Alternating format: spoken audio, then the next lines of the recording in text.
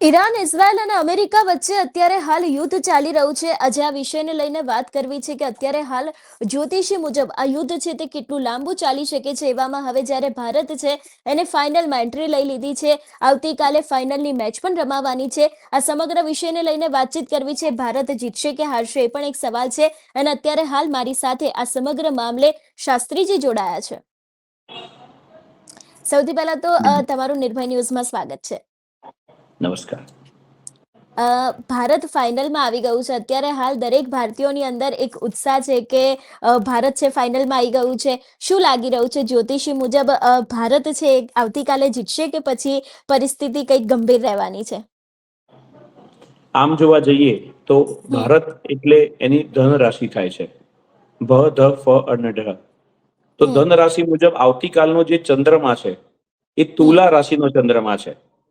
અને હમ તુલાના ચંદ્રથી જો ધન રાશિના ચંદ્ર સુધી ગણવા જઈએ તો હમ તુલા, વૃશ્ચિક અને ધન એ ત્રીજો થાય, જે કોઈ પણ રીતે અશુભ નથી. અને બિલકુલ. સ્વાતિ નક્ષત્ર નો હા. પ્રહર અને વિશાખા નક્ષત્રની શરૂઆત એટલે હમ કે વિશાખાનો મધ્યનો ભાગ આવતો હોવાથી આ રાશિ એટલે કે ભારત દેશને સારી સફળતા પ્રાપ્ત થાય એવા 100% સંજોગો છે. બિલકુલ. તમે કહ્યું એ રીતે કે સંજોગો એવા લાગી રહ્યા છે કે કદાચ ભારત જીતી શકે છે. પણ જેની જી, સામે મેચ છે એ લોકોનું જ્યોતિષી શાસ્ત્ર મુજબ એ લોકોના ગ્રહો શું કહી રહ્યા છે? એ લોકોના પણ ગ્રહો મજબૂત હશે તો ક્યાંક મેચની અંદર કોઈ એવી ગંભીર પરિસ્થિતિ થઈ શકે છે ખરી? ના, એવી ગંભીર પરિસ્થિતિ તો એ રીતની બનવાની છે કે હમ ટિપિકલ આપણને એવું લાગે જે છેલ્લી મેચમાં જે થયું હમણાં બિલકુલ. કે હા, હા. ભારત હારવાની અણી પરથી જીતવાની અણી પર આવી ગયું છે, જીતી ગયું. તો એવા જ બિલકુલ. સંજોગો ક્રિએટ થાય, કારણ કે મજબૂત પાસું જે છે એ ભારતનું છે. અને હમ એક પક્ષીય આપણે જોવા જઈએ તો આપણે આ સંસ્કૃતિમાં આપણે માનીએ છીએ. હમ આપણી હમ સનાતન સંસ્કૃતિ અને આપણું જ્યોતિષ છે. બરાબર હમ છે. અજબ બીજા કન્ટ્રીઝના લોકોનું આ જ્યોતિષ નથી. એટલે હમ આપણી મજબૂત રાશિ પ્રમાણે અને મજબૂત ચંદ્રમાં મજબૂત નક્ષત્રના હિસાબે આપણે જીતવાની સંભાવનાઓ છે. બિલકુલ. શાસ્ત્રીજી, વધુ એક વસ્તુ તમારી પાસેથી સમજવી છે. અત્યારે ઈરાન અને જી, ઇઝરાયલનું યુદ્ધ ચાલી રહ્યું છે. આજે આ યુદ્ધનો 8મો દિવસ છે. યુદ્ધ ધીરે જી. ધીરે વધતું જઈ રહ્યું છે. કદાચ સમાચારોમાં સતત આ વિષયને લઈને ઘણી બધી ચર્ચાઓ ચાલી રહી છે. આ યુદ્ધને લઈને શું કહેશો? અત્યારે હાલ ગ્રહો કેવા ચાલી રહ્યા છે? કેમ આ યુદ્ધ પાછળનું કારણ શું હોઈ શકે છે? એ પણ દરેક વસ્તુ તમારી પાસેથી સમજવી છે. અત્યારે જે ગોચર કોઈ પણ હમ દેશની અથવા તો વિશ્વની પરિસ્થિતિ જોવા માટે આપણે હમ ગોચરનો ઉપયોગ કરવો પડે છે. અને ગોચરની જે કુંડલી ચાલી રહી છે એ હમ તમારા પ્રશ્નના સમય પ્રમાણે, જો પ્રશ્ન કુંડલી પ્રમાણે જોઈએ તો પણ અને ગોચર પ્રમાણે જોઈએ તો પણ કુંભ રાશિની અંદર 4 ગ્રહો ભેગા થયેલા છે અત્યારે. એમાં છે હમ સૂર્ય, રાહુ, મંગળ અને બુધ. હમ આમાંના સૂર્ય, મંગળ અને રાહુ એ 3 પાપક ગ્રહો કહેવાય છે. હમ અને બુધ એ મધ્યમ ગ્રહ છે. તો હમ 3 પાપક ગ્રહોની જ્યારે યુતિ બને ત્યારે એ લોહિયાળ અને ખૂંખાર બનવાની સંભાવનાઓ છે.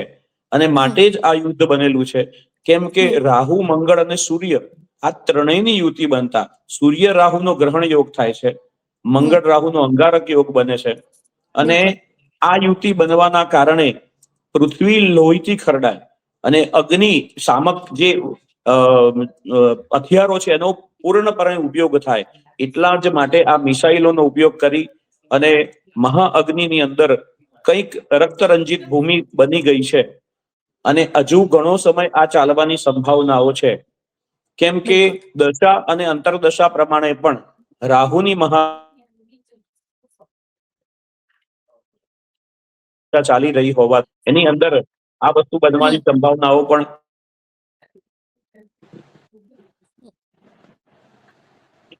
એટલે આ યુદ્ધ હજુ ચાલશે વધારે. હમ બિલકુલ.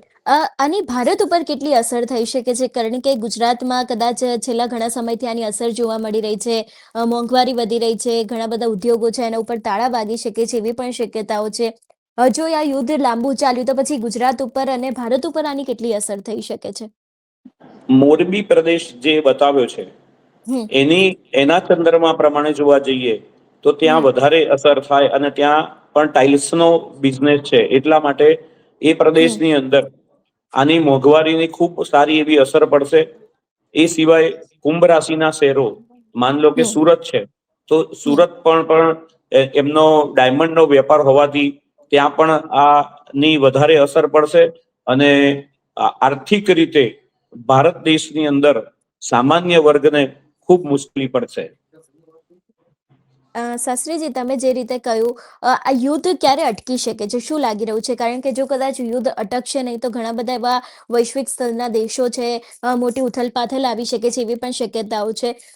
અત્યારના ગ્રહો મુજબ આ યુદ્ધ ક્યારે અટકી શકે છે, અને હજી પણ જો કદાચ ના અટક્યું તો એની અસર કેવી થઈ શકે છે, એ પણ તમારી પાસેથી સમજવું છે. હજુના 2 અઠવાડિયા, હમ એટલે કે 14 દિવસ સુધી આ હમ યુદ્ધ બંધ થાય એવી કોઈ સંભાવના ગ્રહોની દ્રષ્ટિએ લાગતી નથી. હમ અને 1 માસ એટલે 14 દિવસની અંદર હજુ પણ એ યુદ્ધ વધવાની અને બીજા દેશો જોડાવાની સંભાવના પણ રહેલી છે. હમ તે સિવાય આ હમ યુદ્ધ બાદ બધી જ પરિસ્થિતિ થાળે પડતા ઓગસ્ટ મહિનો આવી જશે, તો ગુજરાત પ્રદેશની અંદર, ભારત હમ દેશની અંદર આર્થિક તકલીફો ઊભી થવાની સંભાવનાઓ 100%ની છે. એમાં બિલકુલ. પણ મોરબી, એટલે કે જ્યાં હમ ટાઇલ્સનો ઉદ્યોગ છે, અને હમ એની રાશિ છે એ સિંહ રાશિ છે, મ અને ટ અક્ષર ઉપરથી એમનું નામ આવે છે. એટલે હમ તે પ્રદેશની અંદર પણ આર્થિક મુશ્કેલીઓ, વ્યાપારિક મુશ્કેલીઓ પડવાની સંભાવનાઓ છે. તે જ રીતે કુંભ રાશિનું સુરત અને કુંભ રાશિના જેટલા પણ શહેરો છે, એ તમામ શહેરોની અંદર પણ આર્થિક તંગી આવવાની, એ ઉદ્યોગને આર્થિક તંગી આવવાની શક્યતાઓ છે, કેમ કે વ્યાપાર એ ત્યાં અટકી જશે, એટલે વ્યાપારિક ઉદ્યોગની પણ તકલીફ પડવાની સંભાવનાઓ છે. અને આ બધી જ મુશ્કેલીઓ જે છે તે સંપૂર્ણપણે નાબૂદ થવા માટે બીજા 4 મહિના હજુ લાગે એમ છે. એટલે કે બિલકુલ. ઓગસ્ટ મહિનો જ્યારે આવશે ત્યારે હમ ગુરુની અંતરદશા પૂર્ણ થાય, અને ત્યારે સંપૂર્ણપણે આપણે પાછા વ્યાપાર ઉપર અને રોજગારી ઉપર ફરીથી આવી જઈશું. બિલકુલ.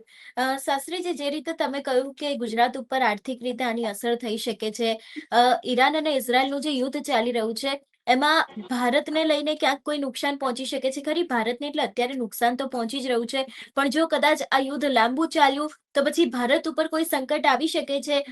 એના ગ્રહો શું કહી રહ્યા છે ભારતના, જે રીતે અત્યારે હાલ ભારતની પરિસ્થિતિ છે એ રીતે? ભારતની ઉપર યુદ્ધના સંભાવના બહુ જ ઓછી છે. હમ એ ભારતની રાશિ ધન રાશિ, અને એ રાશિ મુજબ જોવા જઈએ તો યુદ્ધની સંભાવનાઓ નથી લાગતી કોઈ. પણ હમ આ જ રીતે યુદ્ધના દ્વારા હમ આપણા રોજગારી અને જીવન ઉપર હમ ખૂબ તકલીફ પડે એવું છે. બાકી યુદ્ધની સંભાવનાઓ ખૂબ ઓછી છે કે ભારત દેશને કોઈની સાથે યુદ્ધ કરવું પડે, અથવા તો કોઈ દેશ ભારત સાથે યુદ્ધ કરે, એ સંભાવના બહુ જ નજીવી છે. બિલકુલ. ઈરાન ઇઝરાયલનું જે યુદ્ધ ચાલી રહ્યું છે, એની અસર અમેરિકા ઉપર કેટલી થશે? કારણ કે અમેરિકાના જે પ્રેસિડેન્ટ ડોનાલ્ડ ટ્રમ્પ છે, એમના નિર્ણયોથી ક્યાંક વિશ્વના ઘણા બધા લોકોને અસર થતી હોય છે, વિશ્વમાં ઘણી બધી ઉથલપાથલ મચતી હોય છે એમના નિર્ણયને કારણે. અમેરિકાની સ્થિતિ શું રહેશે? કારણ કે અમેરિકા એક એવો દેશ છે કે જો કદાચ ત્યાં કોઈક નિર્ણય લેવાય તો એની અસર ભારત સહિતના બધા દેશો ઉપર થતી હોય છે. તો તમામ આ દેશો ઉપર યુદ્ધમાં, પડે. હા બિલકુલ, તો આ યુદ્ધમાં અમેરિકાની પરિસ્થિતિ શું કહી રહી છે? અમેરિકાની પરિસ્થિતિ જે છે એ હમ ક્રમશઃ જેમ જેમ દિવસો પસાર થતા જશે એમ આર્થિક રીતે એ પાયમાલી તરફ તો જવા જ માંડશે. અને બિલકુલ. મેષ રાશિ અને મેષ રાશિ એમની હોવાથી, જે હમ અત્યારે ત્રીજી દ્રષ્ટિ આ યોગની પડતી હોવાથી એમને યુદ્ધમાં ઝંપલાવવું પડેલું છે. અને હમ એના જ કારણે એ પણ મહાસત્તા હોવા છતાં પણ ખૂબ આર્થિક રીતે, અને જે સૈનિકોના મૃત્યુ જેને કહેવાય, એટલે હમ એ રીતે પણ એમને ખૂબ તકલીફ પડશે. અને આવનારો હમ ઓગસ્ટ મહિના સુધીનો, ઓગસ્ટ પછીનો સમય પણ અમેરિકા માટે ખૂબ ખરાબ પસાર થશે એમ. તો શાસ્ત્રીજી, ઈરાન અને ઇઝરાયલનું જે યુદ્ધ ચાલી રહ્યું છે એની પાછળ મુખ્ય કારણ કયું હોઈ શકે છે? કારણ કે ઘણા બધા અત્યાર સુધીમાં લોકો દ્વારા આગાહી કરવામાં આવી છે. ઘણા બધા જ્યોતિષીઓનું એવું પણ કહેવું છે કે આગામી સમયમાં ક્યાંક બહુ મોટું વિનાશ પણ સર્જાઈ શકે છે. ઘણા બધા લોકો એવું પણ કહે છે કે 13 તારીખે કંઈક મોટું થઈ શકે છે, એવી શક્યતાઓ છે. આજે આખું યુદ્ધ થયું એની પાછળનું કારણ શું હોઈ શકે છે? અને આગામી 13 તારીખે ખરેખર કોઈ નવા જૂની થશે કે કેમ, એ પણ તમારી પાસેથી સમજવું છે. 13 તારીખની મને ખ્યાલ નથી કે કોઈએ હમ. મેં પ્રિડિક્શન નથી કરેલું, પણ આ બિલકુલ. યુદ્ધ બનવાનું કારણ જે બ્રહ્માંડની અંદર જે ગ્રહો બતાવ્યા છે હમ. એમાંના જ્યારે 3 પાપગ્રહો એક સાથે એક જ સ્થાનની અંદર ભેગા થાય છે, બરાબર, હમ. તો સૂર્ય, રાહુ અને મંગળ આ ત્રણની યુતિ બનેલી છે. એ હમ. જ્યારે પણ બને ત્યારે એ પૃથ્વી પર વિનાશનું કારણ બને છે. એટલે માત્ર હમ. યુદ્ધ જ નહીં, બીજું કોઈ વિનાશક બિલકુલ. વસ્તુ પણ બની શકે, પણ કુદરતી આપત્તિ અને માનવ સર્જિત આપત્તિ આ બંને હમ. દ્વારા પૃથ્વી પર વિનાશ તરફ લઈ જાય મનુષ્યોના વિચારોને, અને હમ. એવી યુતિ બને છે જેથી બંને દેશો ખૂબ જ ક્રોધિત રીતે, એટલે કે ક્રોધ આપવાનું મૂળ કારણ એ મંગળ છે. તો હમ. મંગળ અને સૂર્યની જ્યારે યુતિ બને, સૂર્ય ખૂબ તેજ છે, અને એ બંનેની યુતિ બને છે ને, એટલે માણસ વિનાશ તરફ વળી જાય છે. અને એને એ વખતે અક્કલ નથી ચાલતી, એની બુદ્ધિ એ સ્થગિત કરે છે ગ્રહો, અને એ સતત વિનાશ તરફ જ જાય છે. અને કેવી રીતે સામે બદલો લેવો, એ બદલાની વૃત્તિ પણ એની સામે આવતી હોય છે. અને માટે આ મુખ્ય બનવાનું કારણ આ 3 પાપગ્રહોની યુતિ છે. હમ. શાસ્ત્રીજી, અત્યારે ઇઝરાયલ અને અમેરિકા ભેગા થઈને ઈરાન ઉપર હુમલો કરી રહ્યો છે. ઈરાનની પરિસ્થિતિ અત્યારે હાલમાં ગંભીર તો છે, પણ આગામી સમયમાં હજી પણ વધારે નુકસાન થઈ શકે છે ખરી ઈરાનને, જો આ યુદ્ધ લાંબુ ચાલ્યું તો? ઘણું નુકસાન થઈ શકશે, કારણ કે હમ. એની પણ રાશિ આમ ફક્ત આપણે રાશિ ઉપર જ જઈએ છીએ અત્યારે, બીજું તો બિલકુલ. કંઈ આપણે એની જગ્યાનું પ્રિડિક્શન નહીં કરેલું હોય. પણ રાશિ તો અ, લ અને ઈ, તો ઈરાન પણ એ મેષ રાશિમાં જ આવે છે. એટલે એને હમ. પણ ખૂબ વિનાશ થશે એનો, અને એને પણ ખૂબ તકલીફ ભોગવવી પડશે. અને માણસો, મેં કીધું કે લોહિયાળ જમીન કરી નાખશે. તો હમ. લોહીથી બિલકુલ. ખરડાયેલી જમીન કરવાનું કામ જે છે એ આ યુતિ કરી રહી છે, અને માટે હમ.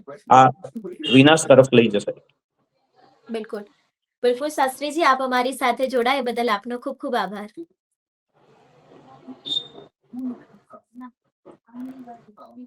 એટલે જે રીતે આજે આપણે શાસ્ત્રીજી પાસેથી સમજ્યું કે હવે જ્યારે ભારત અને ન્યુઝીલેન્ડની મેચ આવવાની છે ને એમાં ક્યાંક ને ક્યાંક રસાકસી જોવા મળી શકે છે, પણ જે ભારતના જે ગ્રહો અત્યારે દેખાઈ રહ્યા છે એનાથી ક્યાંક પોઝિટિવ ગઈકાલની મેચમાં જોવા મળી શકે છે, એવી પણ શક્યતાઓ લાગી રહી છે. તેની સાથે ઈરાન અને ઇઝરાયલના યુદ્ધને લઈને પણ વાત કરી કે જો કદાચ આ યુદ્ધ છે તે થોડુંક પણ વધારે ચાલ્યું તો એની અસર ચોક્કસથી ગુજરાતને આર્થિક રીતે પડી શકે છે, એવી પણ શક્યતાઓ છે. તમારું શું માનવું છે આ વિષયને લઈને અમને કમેન્ટ કરીને ચોક્કસથી જણાવજો. તેની સાથે અમારી ચેનલ નિર્ભય ન્યૂઝને લાઇક, શેર અને સબસ્ક્રાઇબ કરવાનું ભૂલશો નહીં. નમસ્કાર.